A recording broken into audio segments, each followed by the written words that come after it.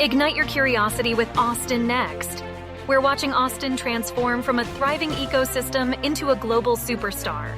With our host, Jason Scharf, we aspire to better comprehend the true nature of innovation. Together, we will uncover what makes a successful ecosystem and navigate the technologies shaping our future. Now let's dive into what's next.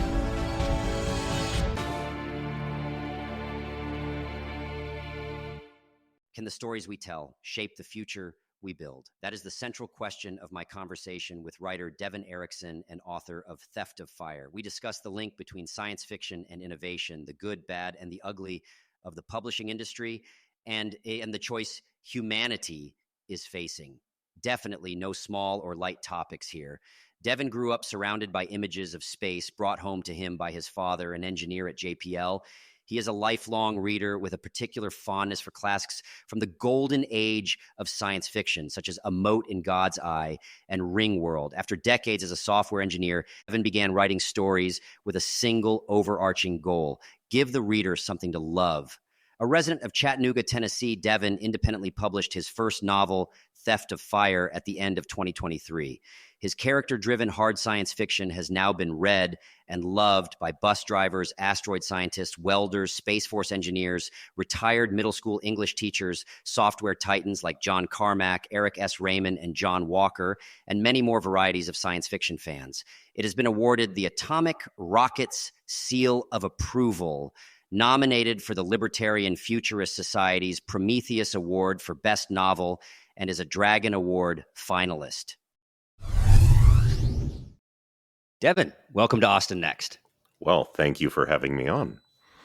I think this will be fun, a little bit off the kind of beaten path from some of the usual guests that I have, but I think there is an important conversation to have about fiction and specifically science fiction and innovation. I want to start off with, I love this bit from your website. I'm writing the Orbital Space Trilogy as a love letter to every head-high pile of science fiction classics I ever hid in the back of a public library with, because I think the era of whining is over and humanity is going places again. Talk to me about that. Yep. Well, we had this era in the mid to late 20th century where we decided we were going to do things. We were going to explore space. And as some of our economics shifted, that fell by the wayside, and our fiction started to either drive that or reflect that, to the point where, you go into the science fiction section of a bookstore or a library, and it's all about how you're going to be, it's not about how you're going to be exploring space anymore. It's about how you're going to be fighting off the hordes of mutant cannibals with a sharpened piece of rebar. Well, I wasn't done with the future. I wasn't done with ambition. I wasn't done with the human race. So it's like, okay, fine. You don't want to write positive stories. You don't want to write stories about technological growth. You don't want to write stories about space exploration, or, maybe more to the point, you don't want to publish them. I'll do it myself. I'll write what I missed. So what do you think is then the role of science fiction? Are we exploring possible futures? Are we exploring where the tensions are? Do you think of them as allegories for today? How do you think about, science fiction and fantasy? Well, science fiction is really a subgenre of fantasy. And the way I define fantasy is that it's any story where the setting of the world is different enough from the reader's daily experience that the author has to keep explaining it to them. And the reason I think this is important is that it may not represent a huge portion of the reading population overall. I mean, the king of volume sales is romance and always will be. But there's a special segment of society who, when they grow up enough to start reading in their childhoods, they devour books, worlds that are different than their own. And what they do is, these are the people with the imagination to picture the world as different than it is today. And when they grow up, they're the ones who do the work to make the world different than it is today. So it may not have a vast footprint compared to certain other genres, but it has a very large footprint on very influential people. And so what we think about in science, in fantasy, and especially in science fiction, tends to have a disproportionate impact on our technological and cultural future. So do you think about then, we talked about like we decided to do these things in the, call it 1900 to 19, it's always the question, what happened in 1971 and the kind of the great stagnation. Is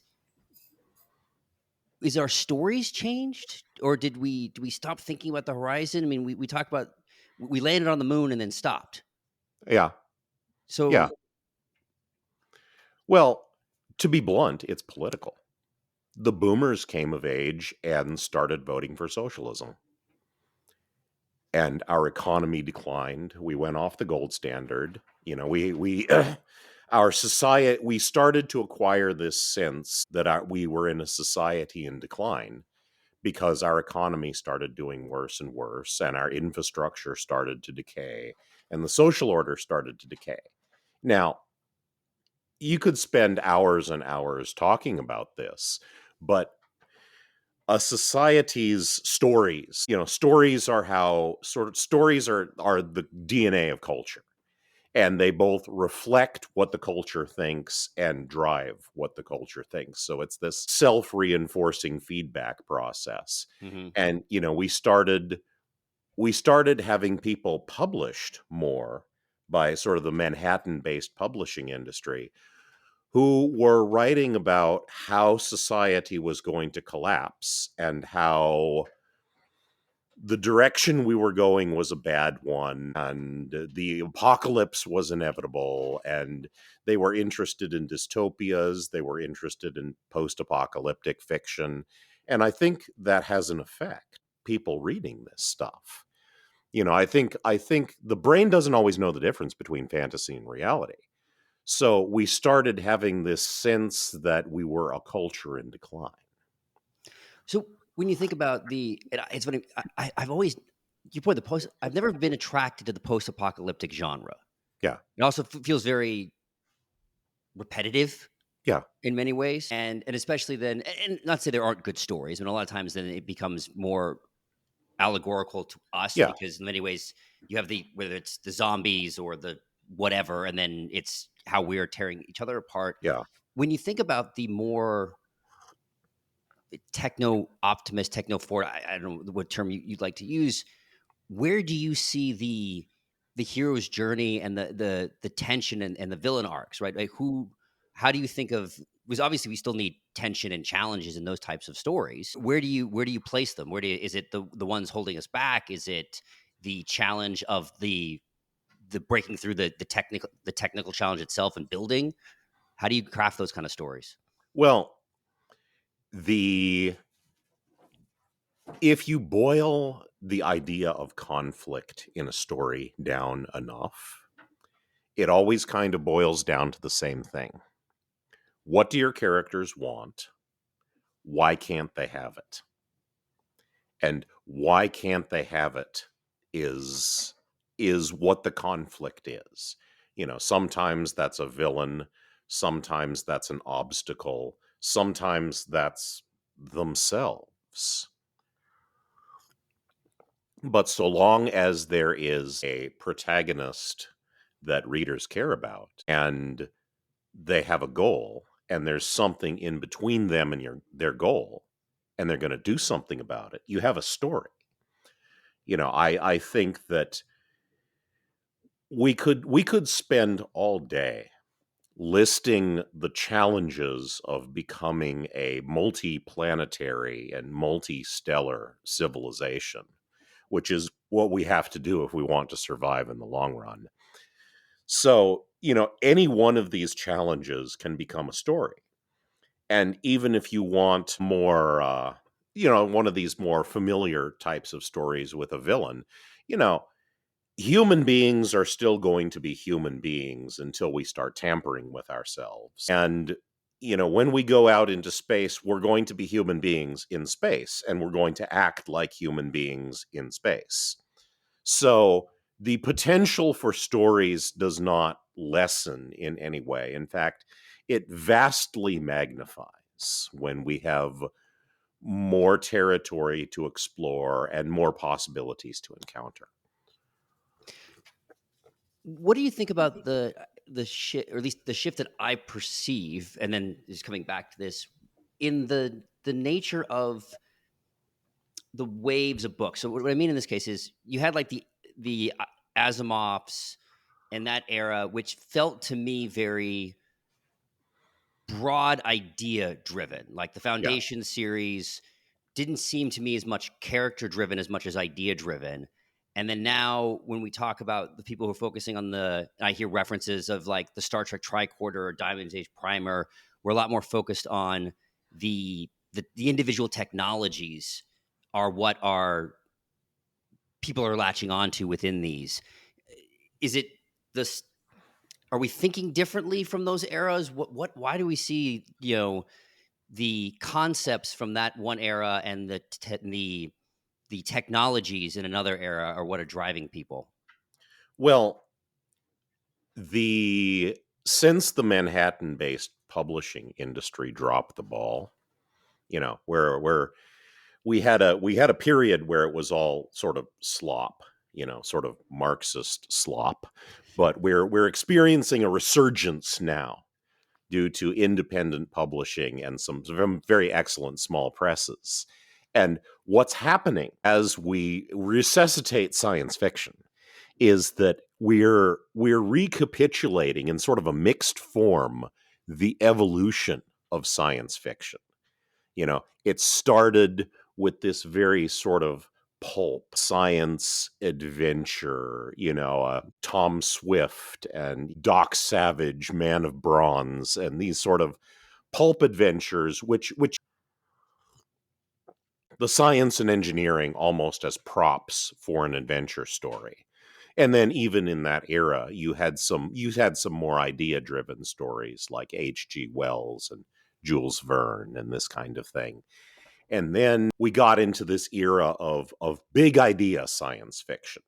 And that's your Asimov, your Lensman stories, ideas about what is future technology going to be like. And once that became mature, we sort of got into what was called the new wave of science fiction, which was, 70s, 80s. And part of this was the cyberpunk movement. And the question that kind of science fiction asked is, okay, we have all these exciting future technologies that might be invented, but what will their effect on people be? How will this affect not only our societies, but the lives of individuals? So it switched from this very broad focus to where you still had broad focus stuff. I mean, you still had Ringworld, Mm-hmm. but you also had Neuromancer. So you had these very tightly focused, stories of what is your life going to be like? How are you going to think about the world when technology changes everything? And so what we're seeing now, as we sort of resuscitate science fiction from the puddle of Manhattan-based trad pub communist slop, is that we're seeing all of these things at once. We're seeing people bringing back the pulp science fiction. We're seeing people bringing back the big idea science fiction, and we're seeing people bring back the intimate, humanistic, new wave science fiction. And the wonderful thing about being alive and writing science fiction in this era is that you can do all of these things at once. Because when you're writing, obviously you have a word budget. And if you're focusing on one thing, you can you have to spend a certain amount of words on that, and you can't spend it on something else. You only have so many words, readers only have so much attention. But the thing is that science fiction is a genre that builds on itself, because it's read by the same people.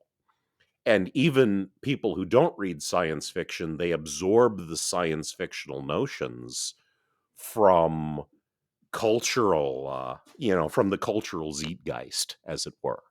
So I can do all of these things at once in a way that the people who were doing it in the 20th century couldn't.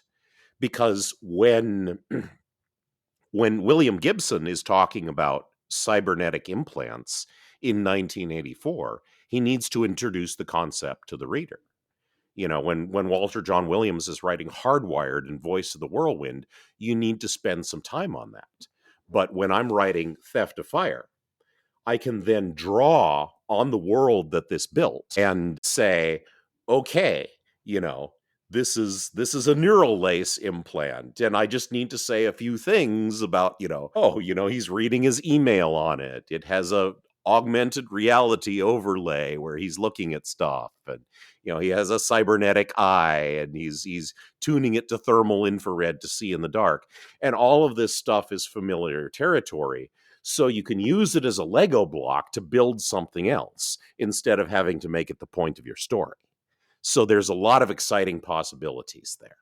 And you were also able to build off not just the science fiction that came before, but we seem to be now in an era in the last 5 to 10 years of scientific and technological breakthroughs, LLMs, Neuralink, things of that nature, constant space flight that now opens up a whole new possibility. I mean, it was always interesting that there was the whole issue with Blade Runner 2049, and that when Blade Runner first came out and they projected into the future, there was obviously a whole ton of things that they missed: mobile phones, the internet, and then how they had to deal with that when they made the sequel. And so here you have this kind of influx of not only all the history of science fiction, but the history of technological achievement. Yeah. There's a loop between science fiction and engineering. And sometimes I think it really should be called engineering fiction, because it's engineering that drives it. Science is always getting credit for the stuff engineering does. But there's a loop where the engineers influence the authors and the authors influence the engineers. If you look at the 20th century, if you look at all of the technologies that were invented in the 20th century, name 4 that were not anticipated in science fiction. Well, and it's funny because were they anticipated, or were they put out there and then some engineer said, I want that to exist, so I'm going to build it, right? That's to your point, it's the exactly loop. where I was going. Yeah. That's exactly where I was going. It's both. You look at the engineering trends and you say, this is what I think might happen. And then the engineers say, and one of the things that science fiction does for us is it gives us a chance to think about future technologies before they happen. And what are we going to do about them? How are we going to use them? How are we going to regulate or not regulate them? As William Gibson said, the street tends to find its own uses for things. We will invent a technology for one purpose, and people will find totally different things to turn it to. And we can get a head start on that in science fiction. But often the technologies themselves exist because someone's imagination was fired by reading about the fictional version of them. So science fiction is very much upstream of technology and culture. So we have it kind of almost this distance between them, but should we bring them closer together? Like you talk about the loop, but should engineers and innovators be writing more, be fiction writers, whether not necessarily published as much, but actually having it as a tool? Would we be better off if they're thinking about these type of things, using it as a way to kind of future cast and think about the future? Yeah, well, should just means I want. And I want in this case is maybe a little bit irrelevant because it's going to happen. It already happens. It happens all the time. Most of your late 20th century hard science fiction writers were either physicists or engineers. I myself am an engineer. Well, I'm retired now and I'm writing, but I was an engineer. And I did a lot of stuff on the engineering side, and now I'm doing stuff on the science fiction side. And the engineering background certainly enabled me to get all the math right. And now I hope that, as I get older, younger people can read my work and say, I want to build that stuff. Because that's what I want humanity to do, is build the stuff. That's what humanity is for. That's how we survive. We build stuff. We innovate our way into broader and broader arenas. And now we have a good deal of control and influence over our planet. We've explored a good deal of it, maybe not the depths of the ocean, but we've inhabited a good deal of it. We have a good deal of mastery over it. And so what's the next? Well, we have this whole solar system out there, and it's full of good stuff. So let's go. Let's do some things there. Let's get out there and explore what we can do with it.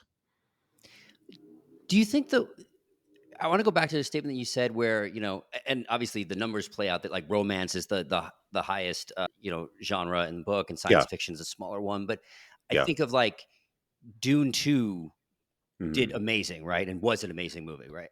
And I love Interstellar, and a lot of these movies have really done really well. So, I mean, is there obviously a yearning and an openness to the culture for these types of stories, and broader than just being a niche? Oh, yeah. I don't want to say it's a niche, right?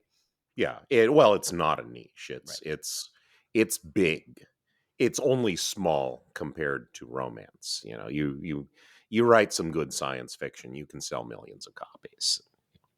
Do very well indeed. But yeah, there is definitely a very broad market for science fiction in the film and television genre, where you and often written fiction can serve as sort of a test lab for other media, because it may take you a year to write a novel, but that's one person working for a year. So it's overall, and that means that you can take risks because the investment is low. So you write all these really innovative stories, and then you can make more accessible media off the ones that are successful. And by more accessible media, I mean that it's a little bit easier. It's a little bit less work to watch a movie than it is to read a book. When you read a book, you're doing a lot of the work yourself. And that's why, say, a lot more people watched The Martian than read The Martian. But I being one of them.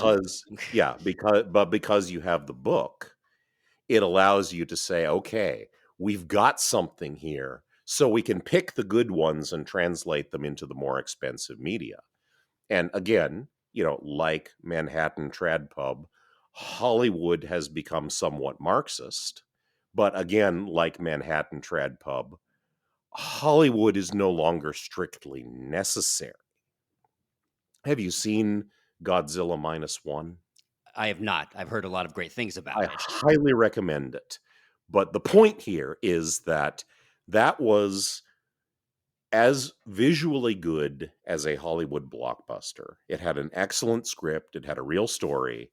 It's not just giant monster stomps things. It's a story that has a giant stompy monster in it. Right. And it was made for a budget of $16 million. 1/6? 1/6. Oh my God. I didn't know that that's like an old time indie film. Yeah. Yeah.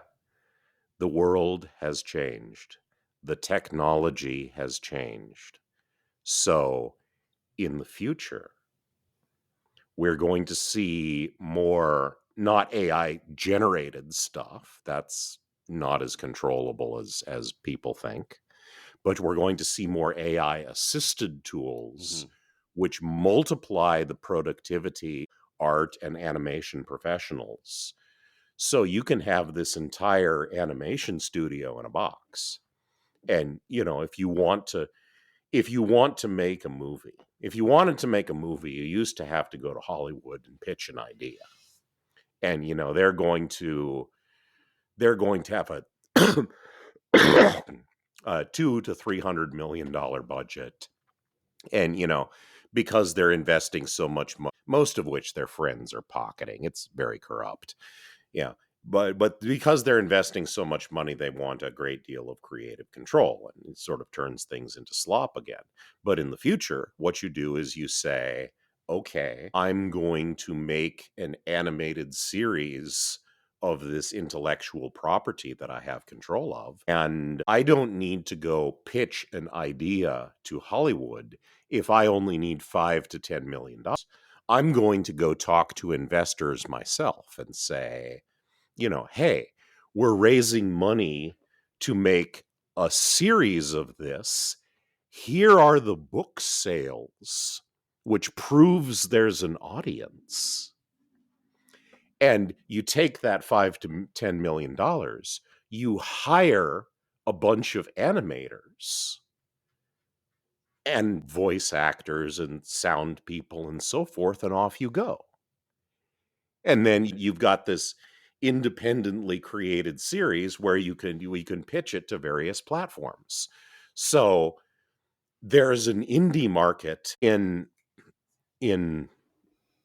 books right now. In the future, there's starting to be an indie market in audiobooks. I'm doing an audiobook of Theft of Fire. We're going to do full cast. I'm very excited. Very cool. But in the future, there will be an indie market in high-end animated film. How do you think about distribution then? Because we see this, and it feels like to me, I mean, even doing like a podcast, it's still very, discovery is very hard. Still a lot of the power law, still very much on, whatever 5 or 6 platforms, and slave to the algorithms and the ways that they kind of go. So how do you think about it, especially as trying to create these types of new, I'd say, vertically integrated IP, right? As you said, you create the book, very small amount, you can create the animated series. Yeah. Well, the thing about the internet, the thing about the replacement of a culture driven by a one-to-many medium, which is radio and television, by a many-to-many medium, which is the internet, is that you don't need any intermediaries between yourself and your audience. So obviously, Hollywood productions have a huge marketing budget and a huge production budget, and they have to make that back. And that's why they can make $500 million at the box office and still lose money. I do apologize for the constant tea. I'm getting over some throat stuff. So, but the thing is that if your budget is $5 to $10 million, then you don't need to compete with Hollywood. You just need to make your money back and show a decent profit. And one of the most, and I've discovered a lot about the dynamics of this in marketing my first novel, is that people have been marketed to a lot online, and they've developed this very thin protective shell of cynicism. But when you break through that shell, they become your biggest advocates. My fans are really my best marketing team. So you don't need to break through to the mainstream in order to have a successful production. The Daily Wire is producing fictional film and miniseries now, and apparently, I was having a discussion with somebody involved in this the other day in Nashville, and he says that apparently they're doing very well. And it's like, how many people have heard of that? Well, the answer is enough to make it profitable. Right. So, you can get the snowball rolling with your own efforts on social media. And then once the snowball starts rolling, it picks up momentum of its own. So I think that people, they look at the impossibility of competing with Hollywood publicity, and they sort of despair. But there's a lot of people already out there making money. You have to have a good product, you have to have some sort of marketing strategy, but you don't have to be titan of the established entertainment industry. You just have to make your money back. So we talked about the great innovation, engineering, science fiction loop, and we're also thinking about here. You're talking about like the Hollywood and being able to build this kind of stuff on yourself. So there's a positive feedback loop, a positive flywheel with the science fiction, fantasy, and the innovators, and we've seen in history the positive effects of that flywheel. Right? I think about like the Renaissance and how Yeah. closely that was actually connected to the Medici family. But currently, outside of, I'd say that we talk about the reading in that fly loop, it feels the creative industries and the innovation industries feel very separate, or the artists feel very separate. Now, maybe I'm Oh, yes. wrong, but where do you think that they can kind of come back together, or where how do we start changing that relationship back together? Actually, in some ways, I think they've been antagonistic. Well, you're absolutely right, and you're absolutely wrong. Okay, Um, let's just focus on the first one. yeah. Okay. Well, the hostility there is that, around the turn of the century, a lot of the art community was colonized by Marxists. And I'm talking about narrative and storytelling Right. here, because other brands of art had been colonized by Marxists for a long time. And so what you had was, because, the publishing industry had narrowed down to 5 conglomerate publishing houses, and they were all based in the same 10 blocks of Manhattan. And, they all go to the same parties and hang out together, and they're all socialists. And, socialists hate progress and technology because it makes people harder to control.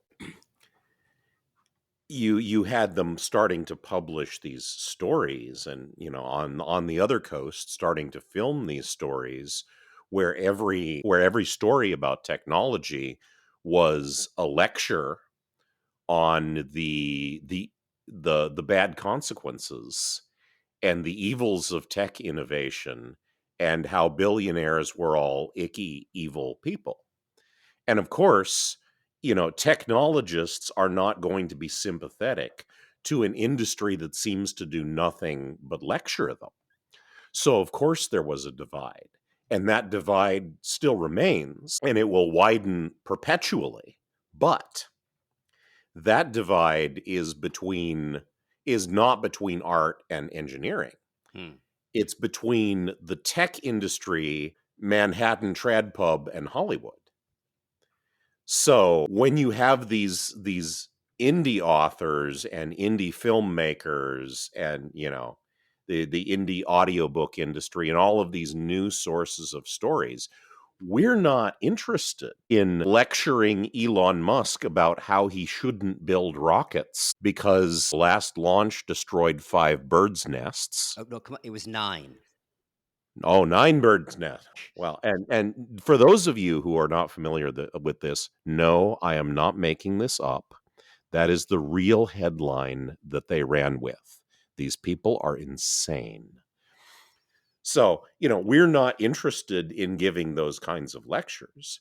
I'm interested in writing stories about what happens if all of these private space launch companies succeed and a third of humanity now lives in the outer solar system. What does that look like? That's not a lecture. That's support. Well, yeah, and one of the things, and it's this crazy conversation that I see happening, but not in the media, which is we still at the time of this recording have 2 astronauts stuck in space because the Boeing Starliner is not working, and Yeah. I'm pretty sure that SpaceX is going to have to go get them.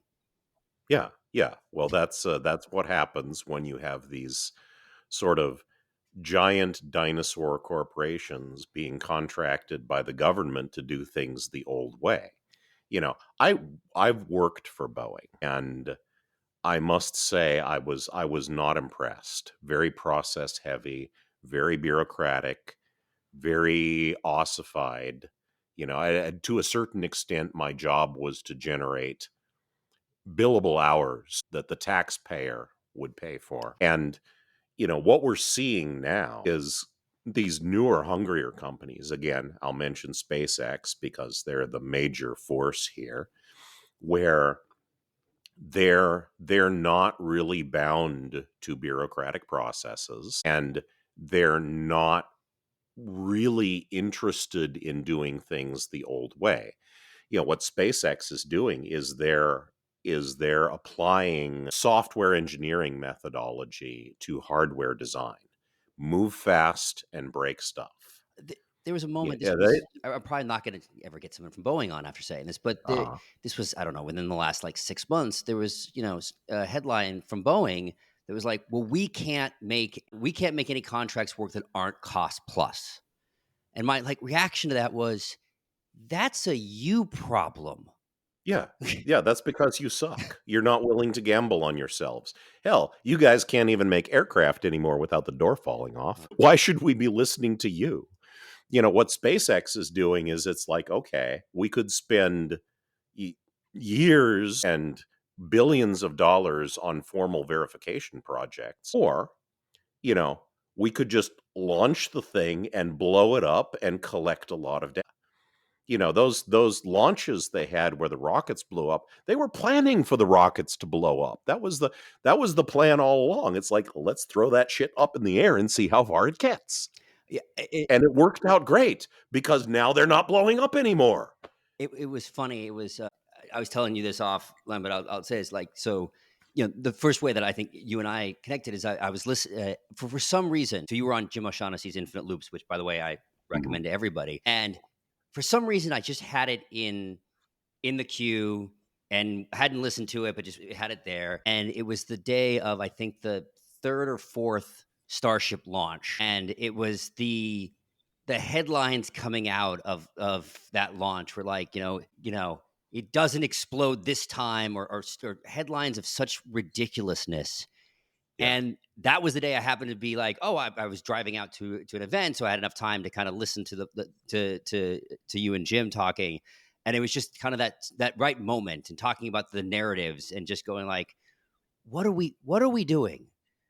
Like the narratives and wanting to build and back to your thing, the era of whining is over and humanity is going places again, right? That if the headline is the test launch, which does 99 things correct, or even does things correct and splashes down in the ocean like it was supposed to, and we are saying these things, or we are, we're 9 nests were disturbed. Like, this is not how we do innovation. This is not how we. I mean, there was on Twitter, the FAA put out a comment saying, like, we want to hear about your thoughts about SpaceX's launch. What? We're getting comments on Twitter or X from the FAA to whether SpaceX should be launching. Like, first, from a regulatory perspective, that's how we want to be soliciting comments. Yeah, it's retarded. But what we're looking at is a very small cabal of people in government and the press. And the real driving force behind this is that corporate free enterprise is starting to make them irrelevant in this sector. And people don't like that. Bureaucrats don't like that. Press, mainstream journalists don't like that. They're used to this 20th century world where they controlled the sole source of information. But you have to understand these sort of headlines as an act of desperation, because the internet tends to interpret censorship and misinformation as damage and route around it.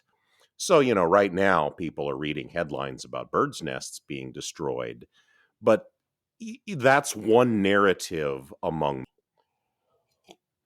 And so, what we basically pro Western civilization, pro technology, pro humanity have to do is get the word out there, and through science fiction, through social media, through talking to other people, through whatever piece of the puzzle we personally have hold of, is and get the word out there about really what the upside potential is.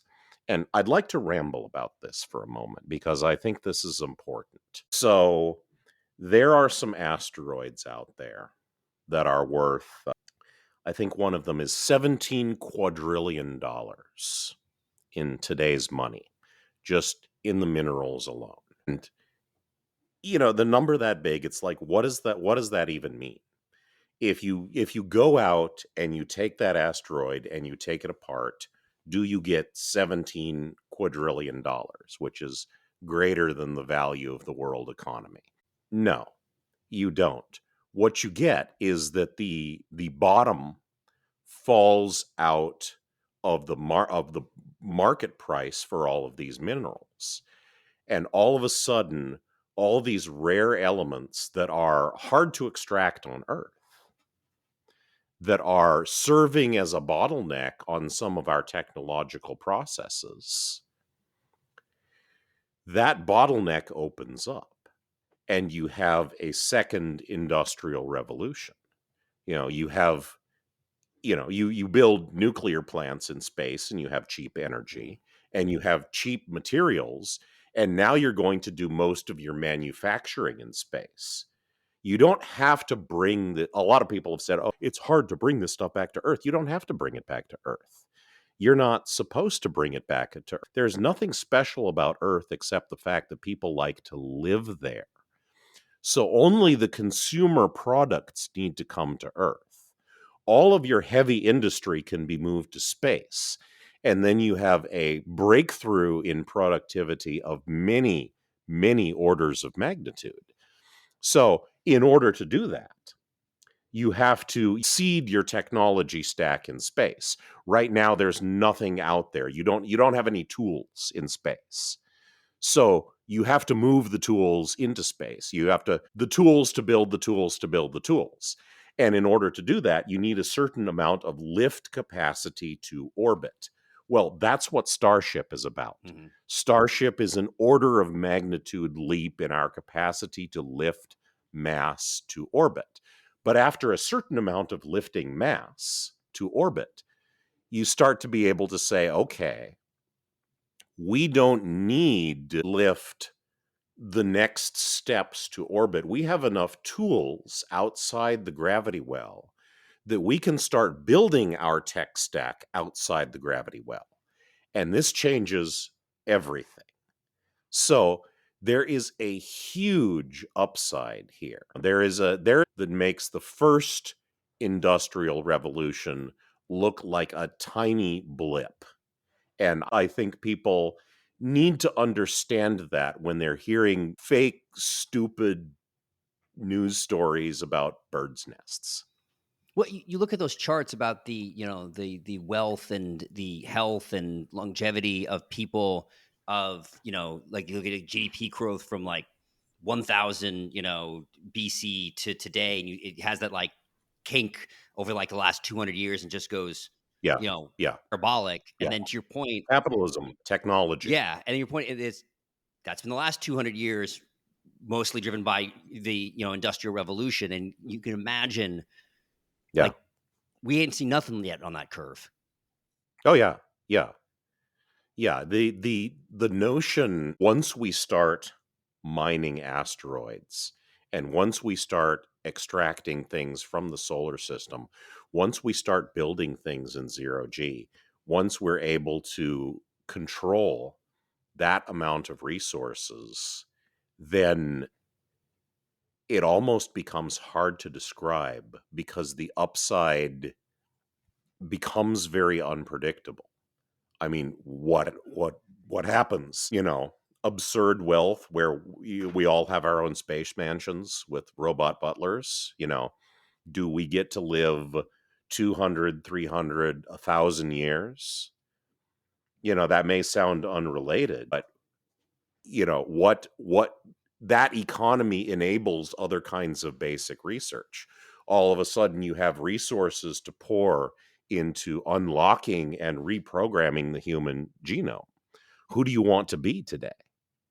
Well, it's funny, And that, you use the word. yeah, that's what. I say you use the, no, Sorry. I say you use the word absurd wealth, but then if Yeah. you compare, people in the United States as poor to kings of old, Yeah. they would Yeah. call that absurd wealth. Absolutely. Absolutely. The definition, poverty will always be with us because the definition of poverty will always change. Right. It's the So our poverty of today is the abundance of the past, and I would like to see that trend continue. The more you are, there's a geometric effect to building your tech stack, because the more resources you are able to free up from bare survival, the more you're able to focus on building more technology, and the more you're able to focus on researching and understanding how the universe works, which enables you to have more technological control over not only it, but your own life circumstances. So innovation is what human beings do. It's the sole reason we're not running after antelope on the Serengeti, throwing rocks and sticks at them still. So to stand in the way of innovation is just.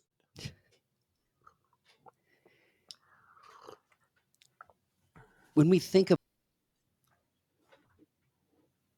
the loop and pushing people's understanding of innovation, and I think you start off with, I would guess that you see yourself more as a storyteller than a book author, but correct me if you think about that, right? So then limiting to the book, because I want to think about the mediums. What is the, you said we talk about movies and easier as a easier medium for somebody, right? It's a lot less work than a book. Yeah. Um, How do you think about the different mediums and impacting? Like, do we think of books, movies, TV shows? What moves the needle more? How do video games and their immersiveness play into this? Well, it depends. I think the question is what moves the needle more for who? Because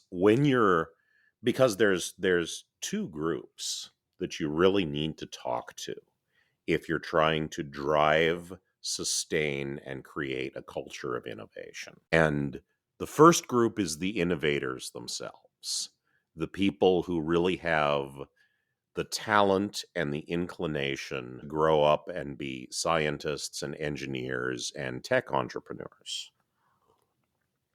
And, the hard to digest, hardcore, hard science fiction reaches them. They devour this stuff. I don't think Elon Musk grew up reading Little House on the Prairie. I really don't. I think it was Ringworld and The Mote in God's Eye and Neuromancer. Then there's the second group, which is the population at large. And what you need from them is for them to be enthusiastic about it is nice. But what you really, really need is for them to not sabotage technology using the political process before the benefits have become apparent. Once the benefits have become apparent, everybody's on board. But before that, the general population can be vulnerable to these kinds of scare stories. So you want to make sure you inoculate them against this through being present in the media culture war. And for that kind of that's a different kind of science fiction. You don't need to have the science fiction version of movie version of the asteroid mining story where you're talking about how, gold is so cheap they're making bullets out of it now. You don't need to proselytize this kind of story to the population. You just need stuff like Star Wars, or back when Star Wars used to be good. Start this idea that we're going out to space and it's going to be cool. That right there pushes back against this Marxist anti-growth, anti-technology, anti-civilization, anti-humanity narrative. Love it. So, Devon, I always ask the same question at the end. What's next? Well, what's next is a choice.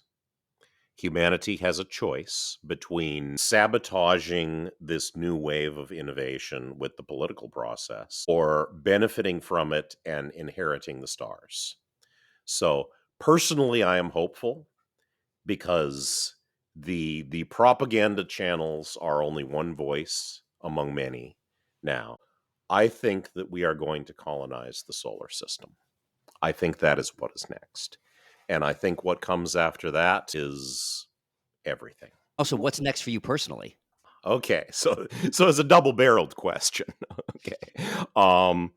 Well, right now I am putting together an audiobook version of Theft of Fire. Obviously, I'm working on the sequel, but I'm going to do a full cast. I'm directing it myself, and we will be launching a Kickstarter for that very soon, beginning of August, I believe. And I have also had some tentative nibbles from an animation studio, and I can't say any more than that.